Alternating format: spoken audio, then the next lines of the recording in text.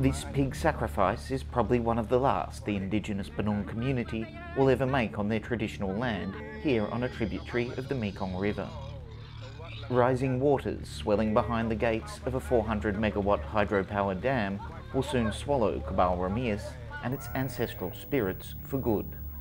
The government has ordered residents to relocate, and while many have accepted the ultimatum, at least 50 families here have decided to stay and defend their sacred land.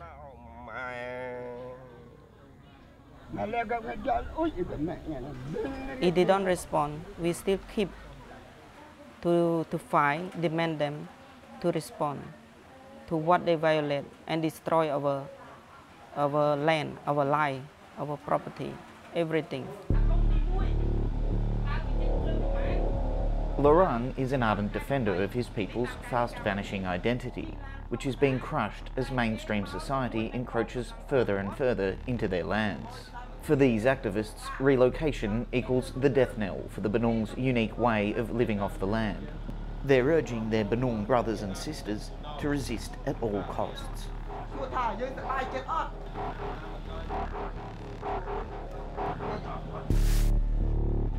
On the other side of the argument is almost 1.8 million cubic metres of water amassing behind Cambodia's biggest dam. The more than $800 million project is supposed to supply power to 5 provinces and is backed by firms from China and Vietnam, as well as one of Cambodia's richest tycoons. Cambodia's thirst for electric power is surging, with demand expected to triple between 2012 and 2020. The country currently imports much of its power needs. But the cost these gates will inflict on the Mekong's fish stocks, the primary source of protein to as many as 80% of Cambodians, are predicted to be devastating.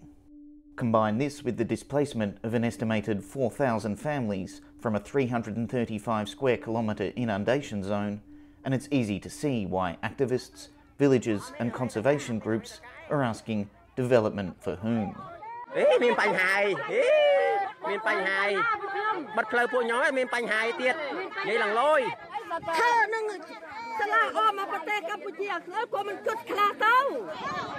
All of this has made the project a sensitive topic, as has the mobilisation of this community, who are openly defiant and overwhelm security forces blocking access to the village.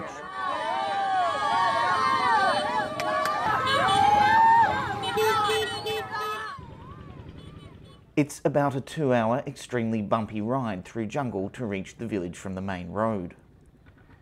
Out here, the arms of government barely reach, and the Indigenous minority villagers pride themselves on their self-sufficiency. Their houses are simple and modest, but they stand on land that for the Benung is alive with the spirits of their buried ancestors. The Benung live off the land, avoiding the use of money where they can. Their remote lifestyle is tough and offers little in the way of security. Nevertheless, Srang Lung says she will never leave the land her grandfather was given by the late King Norodom Sihanouk in exchange for a pair of elephant tusks. We deeply regret that they have asked us to abandon our birthplace. We will not abandon here. We will struggle to live in my birthplace. Even if they build a good house or compensate us, we will not accept it at all. The houses at this relocation site do look better than those offered in many other Cambodian land disputes. Thousands of people from villages in the inundation zone have taken the compensation offer, leaving communities divided. Sa Pon's brother has refused to leave, but Pon believes life in the new village is better.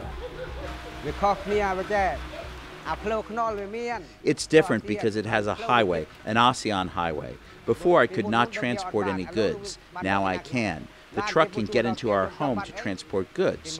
Whatever I need, they can reach my home. Because Pon was forced by declining fish stocks to stop working as a fisherman, he's happy to be integrated into the formal economy. But there are plenty of others here who are much less satisfied with a deal they feel forces them into subsistence dependency. And like everywhere we go, company and government officials are present to make sure the discontent keep quiet.